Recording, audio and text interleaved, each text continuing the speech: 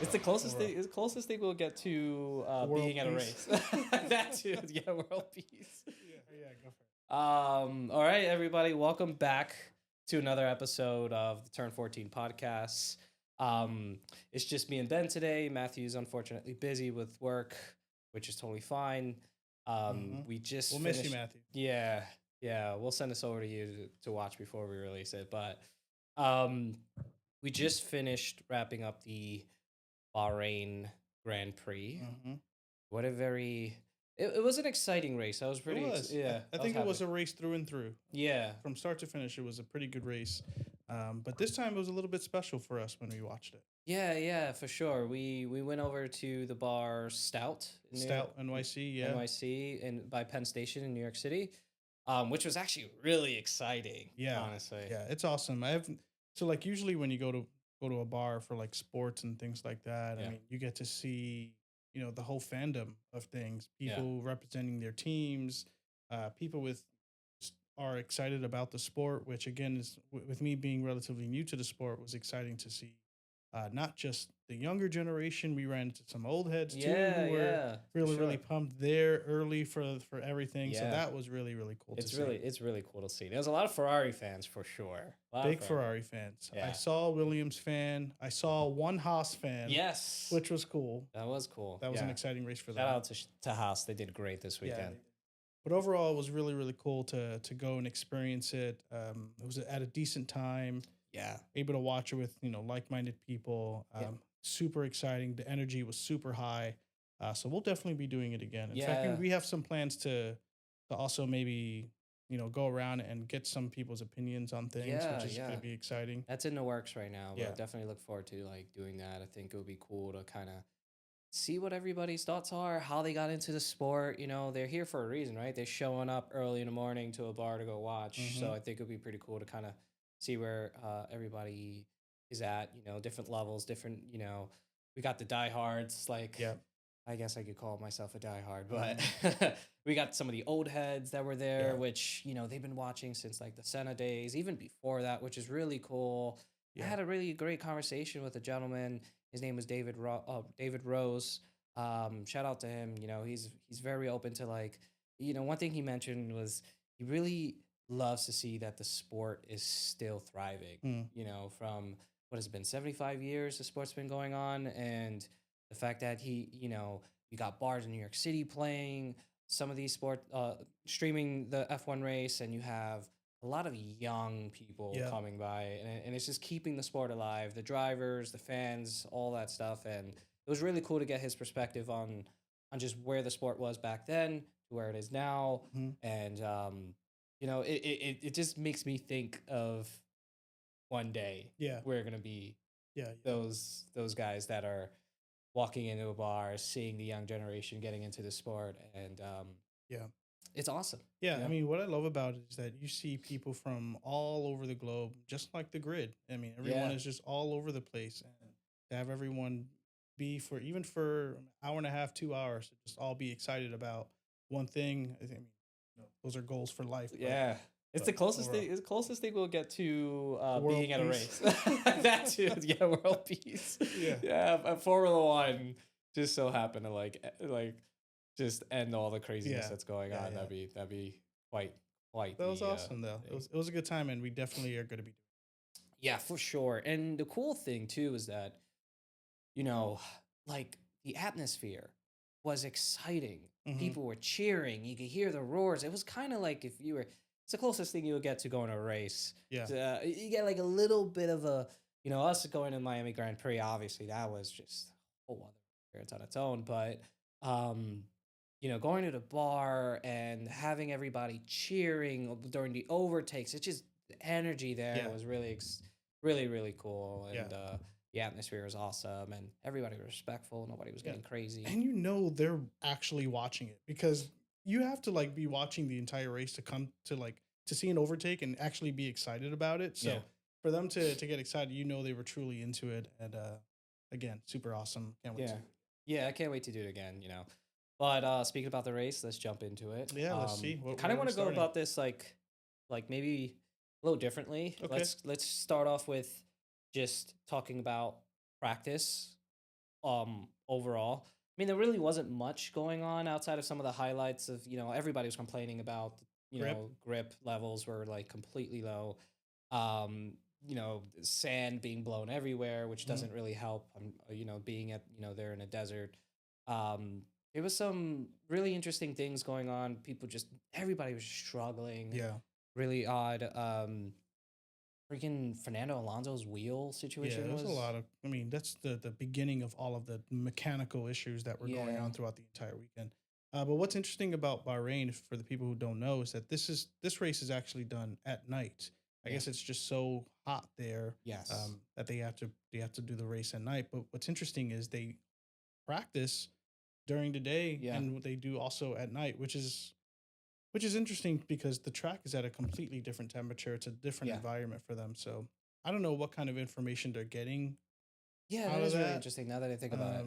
But Practice during the day, quali is like sunset kind yeah, of time, and then yeah, the race is completely like dark. But in a way, it spices it up, right? Because it's like the track is at a completely different level during the day, no grip, it's really hot, hmm and then during qualifying, it's a completely different situation too, and then the race is also just like yeah. completely different. So it's like I don't know. It's I'm not too sure what the. I'm sure there's a reasoning I behind. mean, I'm sure Yeah. they'll get data for other warm races. Yeah. But overall, again, it was an interesting weekend specifically for as we get into qualifying. But practice, you're right, Yeah. wasn't necessarily that exciting. Yeah. Just McLaren just dominating obviously throughout practice. They Yeah, they just on top. No surprise there. They seem to be. They're definitely the team to beat this season. yeah. And as we get into the qualifying and the race, you'll see why. Um, so some of the other things that I wanted to like touch base on was Okay. um, you know, Max Verstappen during like practice was just obviously like super frustrated and annoyed with Mm. what's going on. I don't know exactly if this is just the start of like the tipping point for Red Mm. Bull. You know, I mean, he can only take so much. I yeah, mean, X wants to win, and if this is going to prevent him from doing that, then yeah. I mean, there are conversations that. Yeah, I'm sure there are. There's a lot of rumors about, contract clauses with Max and, other people like his management getting into, disputes with other. Hold on Yeah, one second. See, I think just the display. Hold yeah, on. Anyway, so all right, and we're back.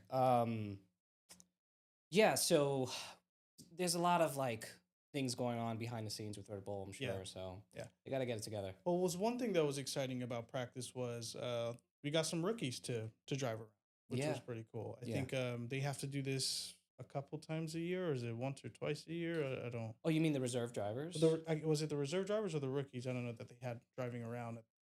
I know in Japan they had somebody. I don't remember free practice 1, 2, 3 if there were, but I believe there might have been some reserve drivers driving. Yeah, Yeah, I mean, I thought I saw a few names. Maybe I'm yeah. But with reserve drivers, yes, they are required to like okay. at least drive at least once or twice the year, get a practice session in. So Yes. which typically happens later in the season, but I think everybody's just kind of like getting it out the way. Like Japan third race, everybody's just like we had a bunch of people swapping out Mm, the reserve drivers, and Alpine had some guys swapping out. They have like 5 reserve drivers. It's really weird. that's not. I mean that's pretty much it with like free practice 1, 2, and 3. Yeah, Not much. Oscar was strong as per Yeah, usual. yeah, He did exactly. well. Pretty normal kind of practice outside of the Fernando Alonso situation was a Yeah. little odd. There was a lot of weird technical things going on with the race this weekend. But now let's jump into qualifying. Um, man, qualifying was pretty exciting. Obviously, Oscar's fast, man. yeah, I man. mean, we were talking at the bar with some other people.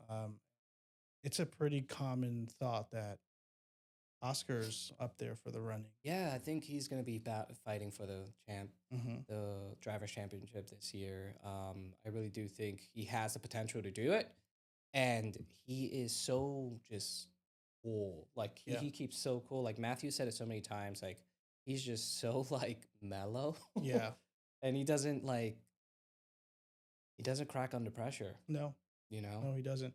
but But qualifying, some of the wild things, we got a few penalties that were given. yeah, We have an Alpine, for some reason, made it all the way to Q3, yeah, which was really, really impressive. Gasly was really, really hell of a week for him. yeah, exactly. So if we were to start like from the back, right? Let's go into so for Q1, we had bottom five was Nico Hulkenberg, Liam Lawson, Gabriel Bortoletto, Lance Stroll, and Oliver Behrman.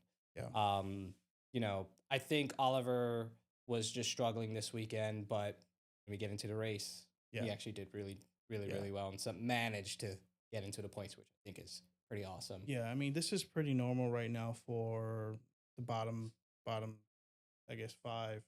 Nothing too spectacular there, but I was a little disappointed with Behrman because he did show a lot of promise. Some other qualities. Qualifying, yeah, Yeah, yeah. I think again, like just Bahrain is such a it's a very demanding track, I think, and it's very high deck. You have to really strategize. Pirelli's only giving you a certain amount of tires for yeah. the weekend anyway, so everybody has to be strategic with going out at a certain time, using what certain tires.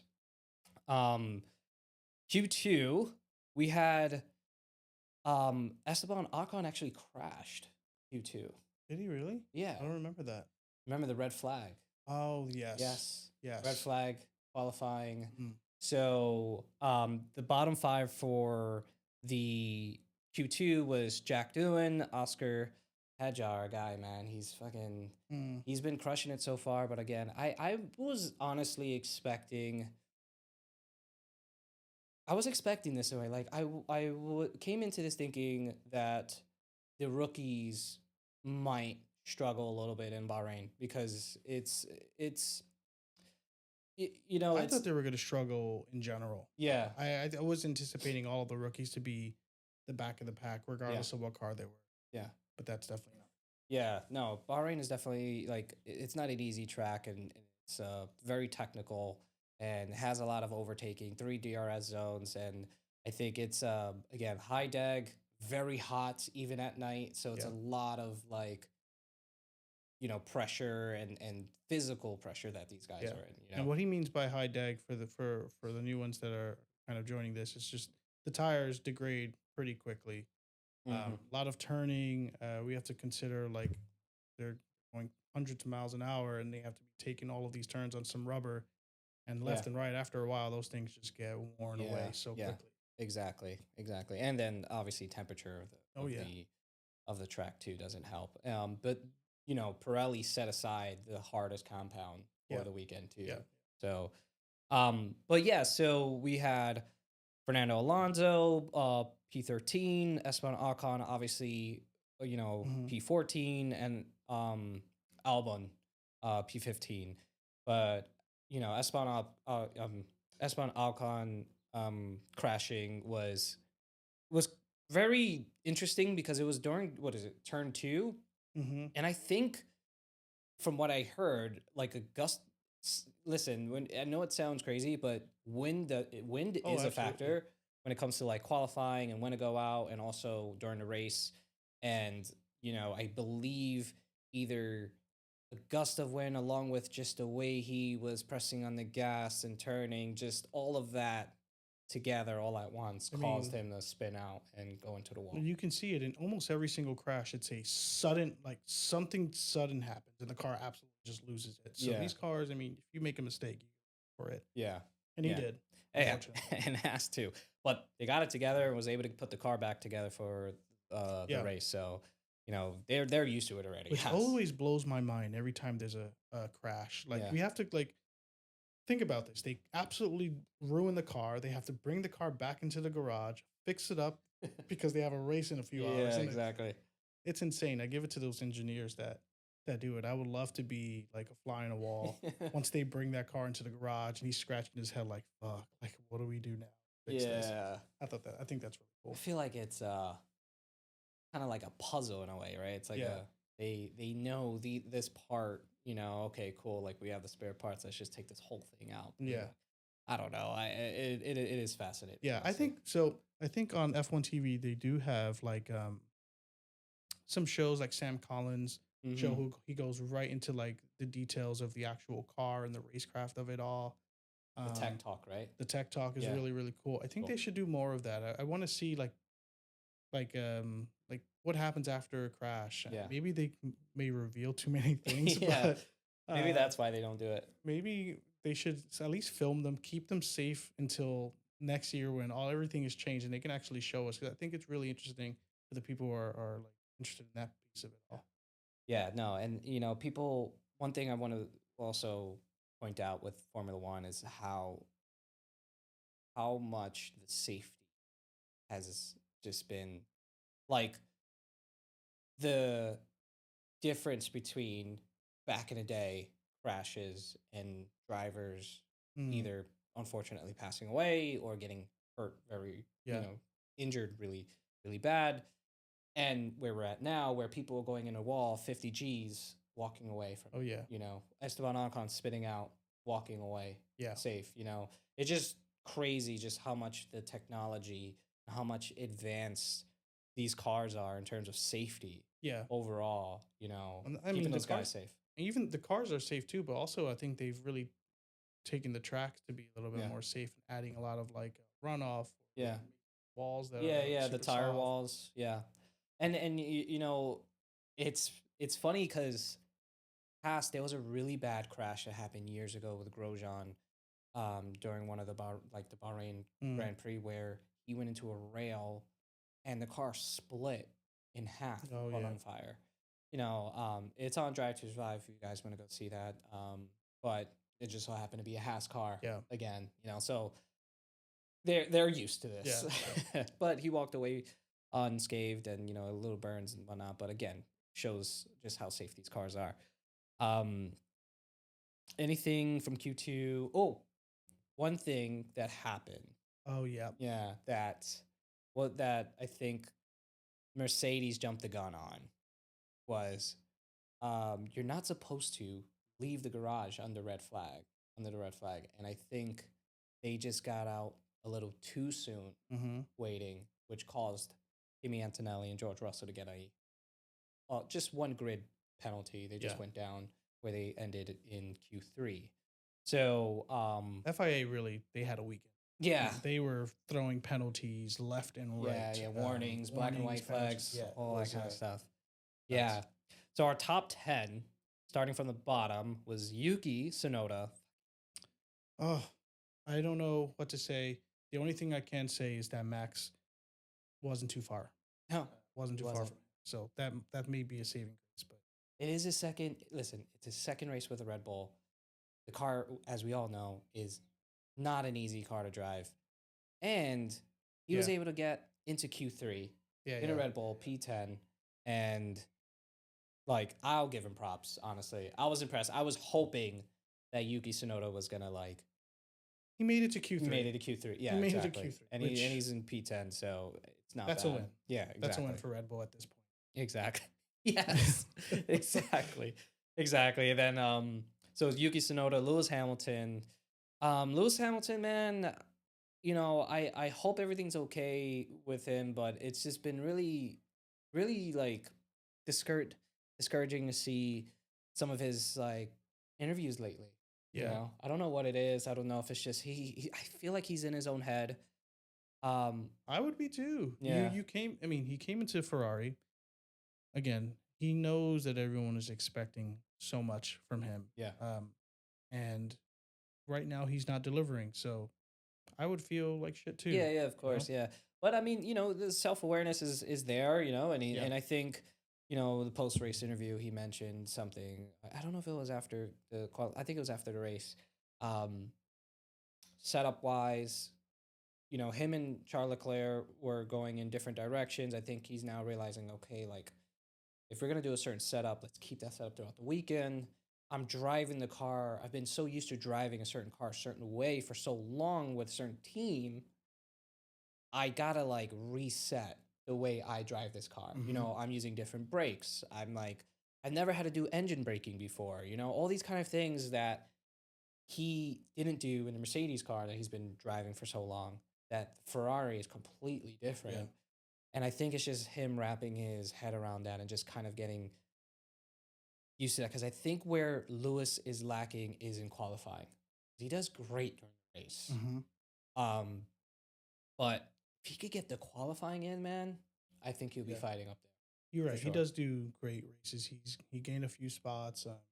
He did Yeah. really, really well in terms of race, but you're right. Like Yeah. trying to get that speed and wasn't Yeah. Yeah, for sure. So P8 was Carlos Sainz and Williams. That's good. Surprising that there to win. you know it's that is a win, especially with Albon being so far back Hmm. behind. I don't know what they did differently, but whatever they did, I think Carlos is just like locked in during the weekend, and Yeah. he was able to get a pretty good starting spot. And then we had Max Verstappen, P7. Super. Everybody was super surprised for that. I was honestly really surprised for that, but you know, all things considered, It was something weird though because they didn't get to do a hot lap until pretty much the time was over. yeah, They essentially started their hot lap with 30 seconds left on the clock, so they only kind of had one go at it. Thankfully, they made it through. yeah, But some apparently just it was all down to grip and the yeah. balance of the car. That's what it said. So Yeah, I know he was having some issues with braking and all that mhm. kind of stuff, and it's just a little odd, to see an insane lap he did in Japan, and then for this one. But again, things change, car setups, I temp, mean, all he that stuff. called it though. He He called. did, He yeah, said, "Listen, I this was a great race in Japan." He was like, "I'm happy with it. yeah, We did well, but it's not going to be the same when we go to Bahrain." no. So Well, I mean, he was right, setting those expectations, right? I feel like that man must know like he just that thing must be a sixth sense for him to Yeah, drive that I think car. it Like is. he can just tell that when things are just off and when things are not. It's a wild, wild Yeah, superpower. yeah, I think it's yeah for Max for sure. It's like back to what I was saying Yeah, last episode. Like the guy just becomes the car, and he's yeah, just like that's insane. Lando Norris, P6. That is Disappointing. disappointing. But again, I just think I feel like the the common theme for everybody this weekend was just not focused. Yeah, Like everybody, except for Oscar Piastri. yeah. Well, yeah. Oscar's. Oscar Piastri and George Russell, I would say. But and that's a whole other conversation that we're gonna get into. But Kimi Antonelli, P5. He did make it into P4 initially, but he got that grid penalty, so he dropped down Yep. right below Pierre Gasly, Alpine. Wow. Yeah, Wow. Wow. he Wow. was I locked have no in. words because I Yeah, honestly don't speak enough about Alpine. I don't speak enough about Pierre Gasly, but I mean he did it and he deserved every single bit of it. yeah, And this is something to look out for in future races because for him to be up there yeah, past the Mercedes, yeah, who's also been pretty fast, was yeah.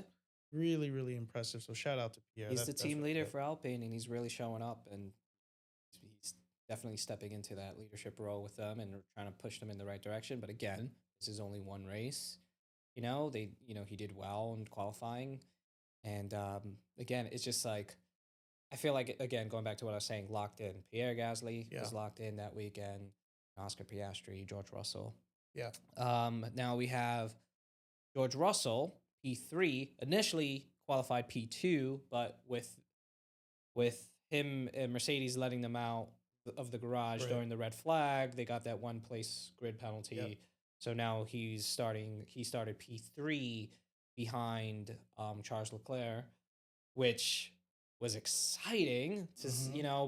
but I was really excited to have Charles up there going up against Oscar. Absolutely. And Charles Leclerc, obviously P2 compared to Lewis Hamilton, P9. You know, Oscar, Charles Leclerc is obviously has setup wise with the car, all the whatever direction he is going with, there's progress. The pace is there. The pace is there. The pace is there. Yeah. So Lewis needs to get his shit together. Yeah. And figure it out and make it work because the pace is there. Hot take, man. If I could be completely honest with you, it's like I read the Time magazine with Lewis. I'm seeing all this thing about the Met Gala and all that stuff. I'm just like, dude, what's more important right now? Okay, 8th championship with. I think I'm just being too harsh. I love Lewis, man. He's my favorite driver, but I'm just like, dude, let's fucking lock in. Let's figure it out. Obviously easier said than done. There's no way I could do what he's doing, and I give him a lot of props and give him his flowers always, all the time. But I think this would probably be the only time you'll hear me criticize. Like, where is the focus? Is it on all the outside shit, or is it on the grid? Is it on the track? I think it might be actually a hybrid of the two. I think what he's trying to do is take the sport to another level, including fashion, including other aspects to it, which I commend him for. Yeah. So maybe he is trying to focusing maybe in bigger picture F1. Yeah. A lot of his fans are like, bro, can you just win this real quick and then you can handle all that shit? Like, I agree. That's a great way to put it, man. 8th and then take care of the fashion. Take care of all of the He dresses dope. I give it to him. Yeah. We even bought some of his stuff in Miami, which was his plus 44 line is great. Love that. Lewis is he's at a level that not many other drivers are, and I think he has a lot of influence on the sport of F1. So I'm sure there's a lot of different things pulling him. Yeah, but I'm sure in the back of his mind, like, he's starting to be like, yeah, dude, like I gotta fucking my time needs to be, you know, with the team and like getting, not saying that he's not doing that already, but like mentally, like let's lock in for working with the team, developing the car, and pointing the setups and the pace in the right direction. Because if it was, I feel like it was expected for Charles Leclerc to be outperforming him, which is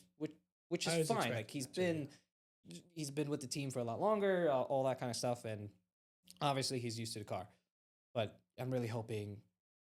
What gives me hope is what Lewis mentioned during the post-race interview about him having to just kind of think about approaching the car differently, driving it differently. And I feel like that self-awareness and him realizing, like, yeah, it's just all in, like, it seemed like it's all in his head. Yeah. You know, outside of the age thing and all that stuff, because people talk about him being 40. I'm like, how much of a difference it makes?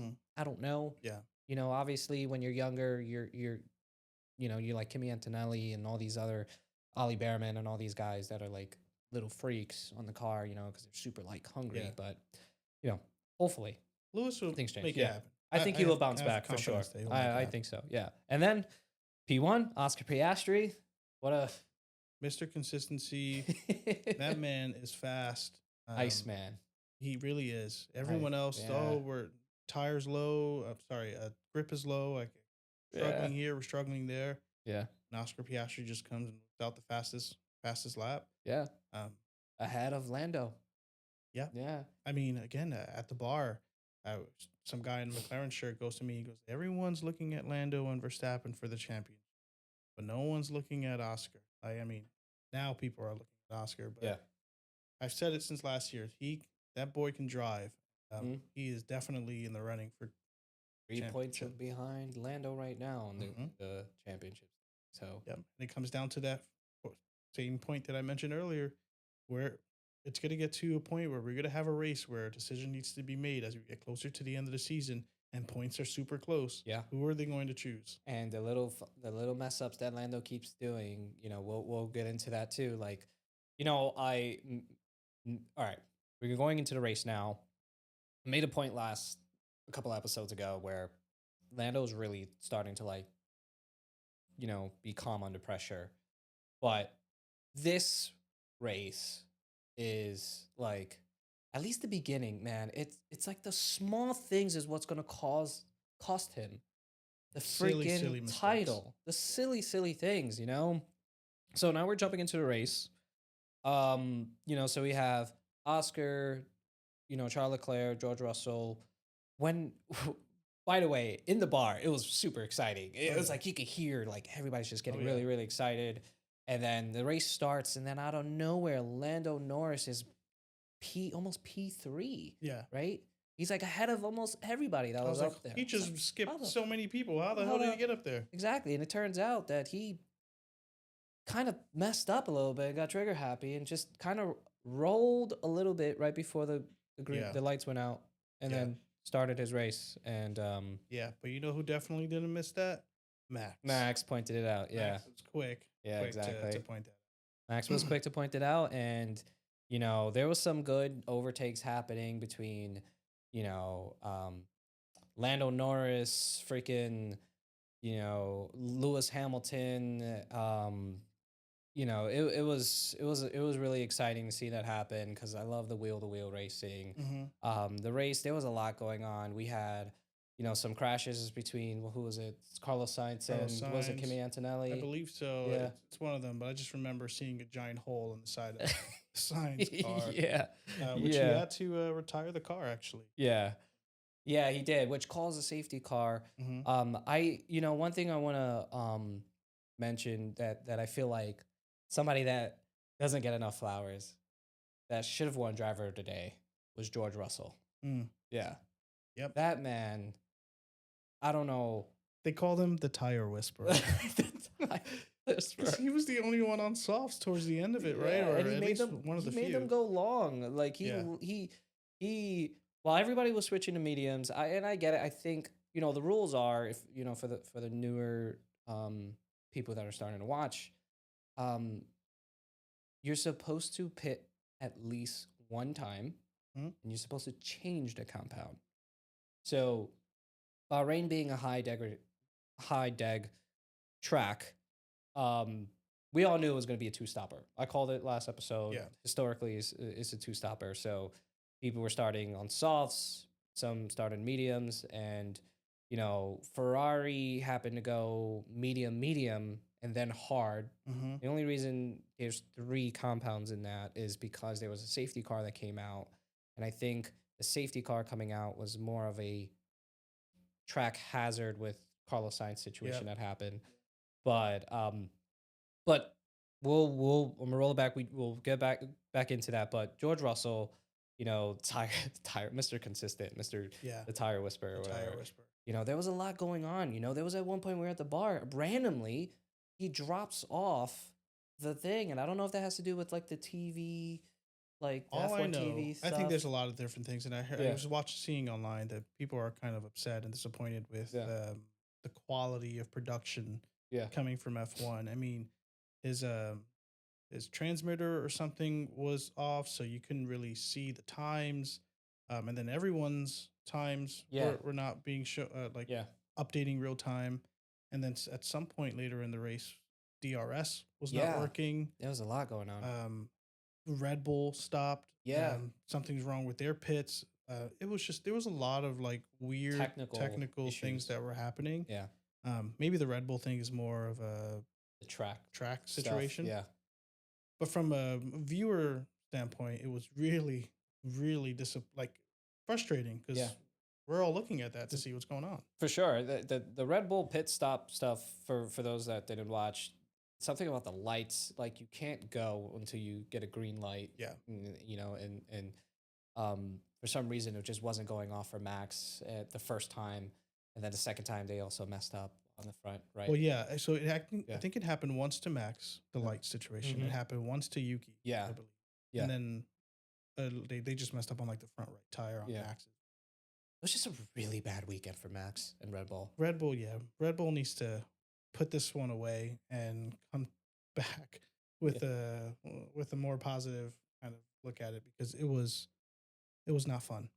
No, it was not fun at all, and I think it's exciting for us to watch. Oh, absolutely, absolutely. Like the safety car coming out, the pit wall or pit stop situation, technical issues happening. It creates excitement because there's so much time that these guys need to, like, every second counts, every millisecond counts. It's like, all that causing, them to drop back a little bit in position. And like, I'm sure there's going to be some chaos behind closed doors with Red Bull. And it Oh, just so happened that absolutely. it was only happening to Red Bull, Oh, that yeah. whole situation. And Max at some point was well down the grid. Yeah. Into that final safety car came out and Yeah. everyone decided to pit. Yeah. And he didn't. And No. he kind of gained some. No, he did. And so, there, you know, I also read or saw that some people were a little confused as to why the safety car came out. But, you know, because usually it's a big crash, something's in the way. I think the debris, where it was positioned, where the marshals are to clear it out, it was too much of a safety hazard for the marshals to go out. And like, if debris is on the track, that's one thing. But if it's on the racing line, Yeah. that's where it gets dangerous. And the best way to clear it out would be a safety car coming out and allowing the marshals to go out and clear out everything, because these little bits of carbon are extremely sharp and could cause a flat easily for somebody, and it's really dangerous. So safety car coming out mixed up everything, you know. I really wish Ferrari would have switched it up a little bit and followed what George Russell did with going on softs. They had softs unless they used them all during the qualifying. That could be it. Maybe. That could be it. Because what was strange also with Lewis, safety car came out. He acknowledged the team. Yeah. It was like, guys, great job on the decision to pit or the tires. And then a few minutes later, Like, these tires fucking suck. Like, what the hell's going on? It was a crazy, crazy, crazy race. There's a lot going on. Lots of, again, it was a race through and through. And these are the type of races that I love. Exactly.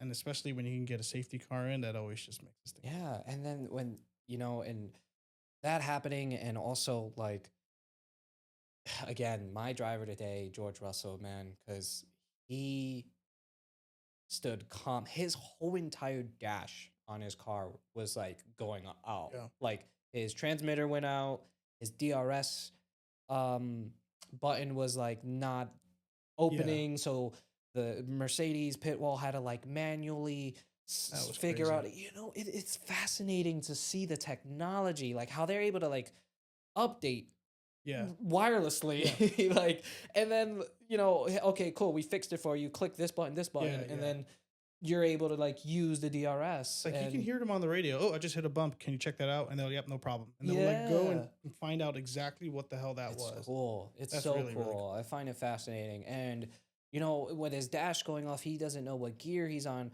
But I don't think they're really paying attention to the screen anyways. And I think these guys have been doing this for so long that it's just like, oh, that's right. His tire, his wheel screen was going off. Yeah. Lord. So he was just playing it by ear, and I was in the bar. I was just like, yeah, like it doesn't matter. These guys know what gear they're on based on the feeling of the car and also just the sound overall, you know. So I think it's just become second nature, knowing that they don't really look at the gear, the screen on their wheel to know what gear they're on, unlike me when I'm playing the game.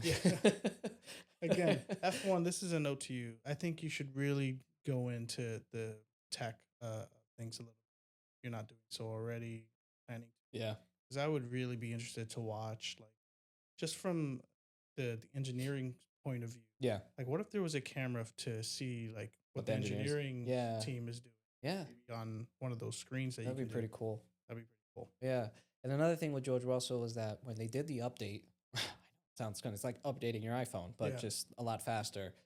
They there was a button, I believe it was his overtake button or the ERS button. There was a button that he meant to press that trigger the DRS flap. I thought it was his radio button. I think it was his radio button. Yes, exactly. His radio button triggered his flap to go up, and everybody was like, "Oh, he's gonna get a penalty for that." Thank God he did it, because he deserved. While all that was going on, he kept his cool. Yep. While on tires that he went the lifespan of them was way past the lifspan. And Lando on his back. Yeah. Like, Lando Norris was on his back hunting him. And he was able to hold him off. Yeah. And freaking P2. Yeah. He was able to do it while all that was happening. And I was just like, you know, fucking George Russell, Mr. Consistent, the tire whisperer. He's good. He is honestly really talented. And I don't think It's kind of like a thing that's it's cringy to be a fan of his, but man, yeah, Yeah, George is for the people. I always say that. He's a movie star slash F1 driver. He yeah, gives me that vibe. yeah, But my driver of the day was Pierre Gasly. I mean, for yeah. him to be up there and keep Max behind him until the very end, The very end, I think that's impressive. yeah. Impressive driving. Which going back to the whole broadcasting thing, I think F1 TV. I don't know if this has to do with like all Yeah. the extra premium stuff that they do, which I'm enjoying. I love it. By the way, I love having to see all that Yeah. cameras and all. But is that compromising what you guys are focusing on? Because a lot of people were a little upset that we didn't get to see the overtake battle between Max and Pierre Gasly during the last lap, which was actually really fascinating. When I watched it back, it was actually really exciting, and they were going at it. Yeah. You know, There's a YouTube video that I recently saw. I would have to maybe give them credit for this, but they actually dissect that whole entire overtake. They show and they can tell based off the radios to the engineering team how much more ERS Gasly had compared to Verstappen. Yes. And they'll show you like how fast Pierre was going compared to Verstappen was going 30 kilometers faster. So they was like, that's when he used it. So that was incredible. I love to that see. kind of stuff. Love that to see. But that goes; those are the minute details that go into racing. It's not just pressing the gas and overtaking the car. It's kind of utilizing every single piece of the car, from how much battery you have left, to everything, and that was super fascinating. Yeah, and just also like adding to the excitement, like, you know, Lando Norris couldn't, you know, he couldn't tell how close he was to George Russell. Yeah. You know, so he had to rely on his engineers and just full like just instinct to know if he's within DRS. Now, in order for your DRS to go up, to be active, you need to be within a second, and you need to be within a second when you hit the DRS zone marker. But with George Russell's transponder being messed up, there's no way that Lando or McLaren could really tell, and it was kind of messing up for everybody. I believe it also kind of messed up for Leclerc as well at some point. You know, so those technical things that happens with the race itself and the track, it adds excitement to the race, because now it's just pure instinct. Like with George Russell driving, pure instinct, trying to figure out how to, you know, keep Lando behind him and manage to keep, you know, without any data on his wheel. It takes them back a couple decades when they were racing with like stick shifts and like trying to exactly. overtake. So the race results were Nico Hulkenberg actually got disqualified for the same reason Lewis got disqualified in China, the plank underneath. So we had Hulkenberg, P20, Sainz, obviously he DNF'd, so he was out. He had to retire, so he was P19. We had Bortoletto. I feel bad for him. He won the F2 championship, I believe, last year, and he's just driving such a really bad car, and I heard he's actually really good. Yeah, I would love to see what he could do. Car. Yeah, I feel like he's really talented, and we're not getting that at all. You know, we're barely talking about him. Who we had? So we had Stroll. Not much going on with him. Lawson, disappointing. You know, I think tire strategy, something happened where it just didn't really work out for him. You know, Alonso, Aston Martin is just, it's just Aston Martin. Jack doing P14. We had Isaac P13. Albon P20. Kimi Antonelli P11. And I think that really had to do with just when the safety car came out, they pitted him again. Yeah. And I think he was involved in like I think Lawson got the penalty or causing a crash or something along those lines, but they eventually pushed Kimi off the track. Yeah. I think that was Albon. I think it was either. I know it was a Williams. It was a Williams. Yeah, I don't know if it was Sainz or Albon. Yeah, but I saw he was in the middle. Yeah, in the middle of the field, and it's crazy back there. Yeah, and it's a lot going on. There's a lot going on back there. Yeah. So that's honestly a lot of the times where a lot of the excitement also happens. Yes. Sometimes those. That's why I think people were a little critical of the broadcast. Like, guys, like, cool, Oscar's crushing it, clean air. cool the whole entire weekend. We love to see it. You know, the fight between Lando and George Russell was exciting as well. But, you know, we missed out on some of these overtakes that were happening in behind in the midfield and with, again, Max Verstappen and Pierre Gasly, which was exciting. Oscar, I mean, was 1.7 seconds ahead of pretty much everyone. Yeah. Safety car happened, and he still went. Yeah. Ahead of everyone. Yeah. But if Lando didn't get that penalty, it would have just been the McLarens up front. Yeah. Lando Norris did get a 5-second penalty for causing, for jumping the line in the beginning, but he was just little things like that, man. Come on. Yeah. P10. Now we're going into the points. So if anybody that doesn't know, you get points once you reach the top 10. So we had Ali Behrman, freaking Haas. He started P20, made it all the way up, which is freaking impressive. I think whoever their strategist was I would assume they were hoping for a safety car. Safety car came out, and historically, safety cars do come out during Bahrain. So I think everybody was considering that. So I'm really happy that Ali was able to like really recover and recover really well. Passing the points is a win. Man, American team, let's go.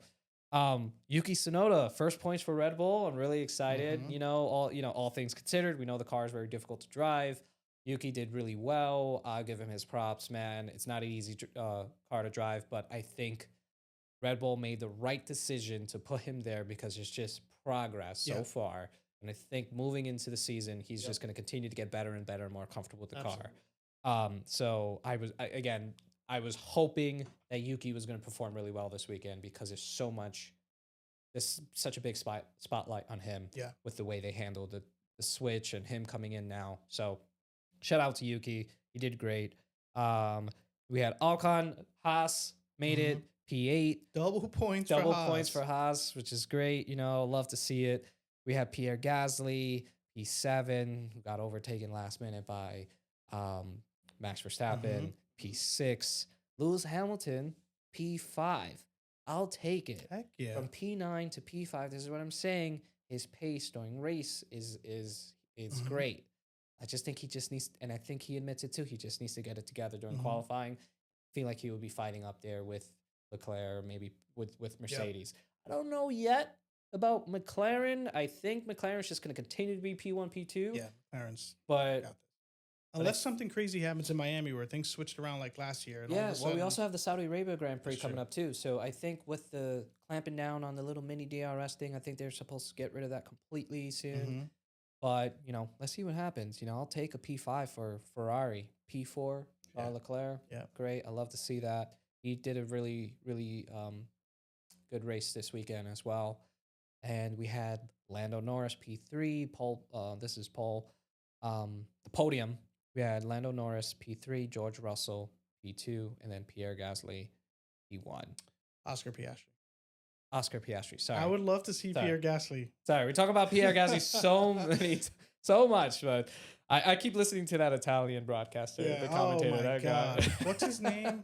I don't know. I love you, sir. He's great. I love you. His accent's amazing. The coolest, most genuine. When he's at one of the corners and he's reporting from the corner there or like the side of the track, he's like, wow, like enjoying himself. Animated. I love him. That guy's the man. He is the man. I think it's something with the dude. Yeah. He's cool. Some people fight him, but like I don't. I enjoy all the little things, and I think the other commentators enjoy him very well. They laugh at he's so passionate. He has the thickest freaking Italian accent that you could ever. Just think about like Mario talking, commentating. He is. It is He's great. Amazing. I love it. Next time we'll see him as in Imola, I believe. So he's gonna come back. It's the home race for him. So yeah, I mean that wraps it up. I think, Pierre Piastri. He's really showing that. Yeah, man, he's here and he's like, hell, I'm here to fucking fight for this championship, man. Ready to fight. And Mark he's not Webber's gonna say really anything happy. doing it. He's gonna just be quiet and do his thing. Chill the whole time. His radio's just like, cool. Yeah. Let's go. Like, fuck. So I just want to see if there was anything else that we missed that happened this weekend. I think, just little things. There's a lot of tension going on with Red Bull behind closed doors. Max's manager getting into arguments with Christian Helmet or Marco. Marco, Yeah, yeah. yeah, that guy's he's like the Palpatine Yeah. of F1. Um, But I mean, listen, what they did with Lawson, like they're not playing around. Like if yeah, they're gonna make decisions, they're gonna make decisions. And if they're not happy, seems like there's gonna be a conversation that needs to be had. yeah, that and I know Max wasn't. He didn't agree with what happened. He didn't like what happened. You know, there's a lot of like talks about the way they did Lawson, Yeah. but who needs who more? Yeah. Max need Red Bull. Does Red Bull need Sure. Max? And I think right now it looks like Red Bull needs Yeah. Max Mm-hmm. because that car is a Max Verstappen car, and if Max was to leave, I mean, granted, next year it's completely different regulations, but if Max leaves and joins a Mercedes or an Aston Martin, you know, I don't know what they're gonna do. I don't You know, think Max is for the. I don't think so either. I think That's why he's he just was. like, yo, get me a car. Yeah, Let me do my thing in the car. yeah, And that's all I want to do. And with yeah. all of the stuff that's happening behind the scenes and the drama, I feel like I this don't is want just to be a bad part of it. taste. Yeah. That's why he didn't want to be part of Drive to Survive. It's just like the narratives that they spin around him Yeah. and all these things. Just like, dude, like he's about to be a dad. You know what I'm Yeah. saying? Well, he practically is a dad. You know, he Yeah. has a stepdaughter who's, by the way, they need to show more of because it's very lovely. You think about Max Verstappen, you're thinking like he's this monster. He's an evil guy. He's this dickhead. He's Yeah, not. He's no. like the nicest person, and the way he interacts with his stepdaughter is really sweet. I think they When should he's on the highlight that. track, he's Yeah. a champion. And Yeah. sometimes champions need to just be Yeah. like that. Exactly. I don't know. Yeah. You know, you clamp down on unnecessary things. It creates this narrative around you. Nobody likes it. You know, how are you gonna stop these guys from? You're gonna penalize them for cursing on the radio. Yeah. It's kind of ridiculous.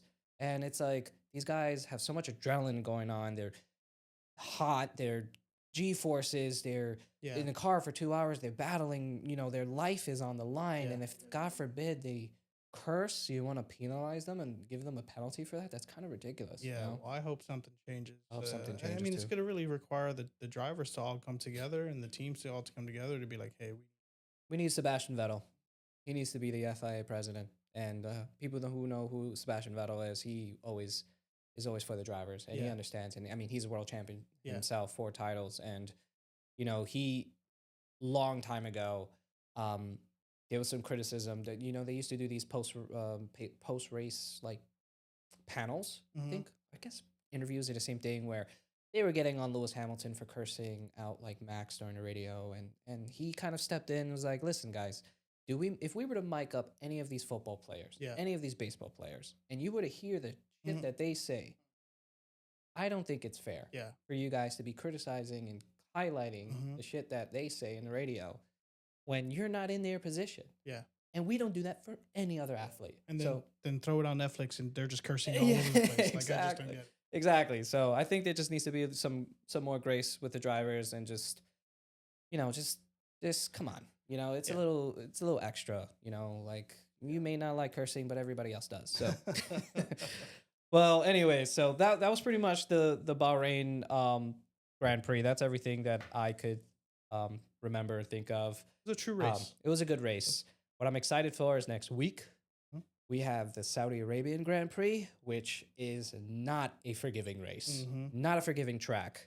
It is a very, very narrow Oh, yeah. concrete walls around you, like blind corners.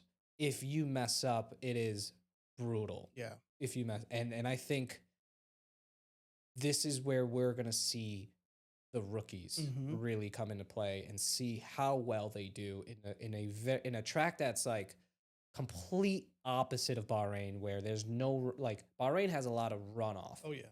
Saudi Arabia does not have runoff. There's a couple of corners where there is runoff, and it is a new track, and they try to make it safer. It is actually one of the most dangerous tracks to race.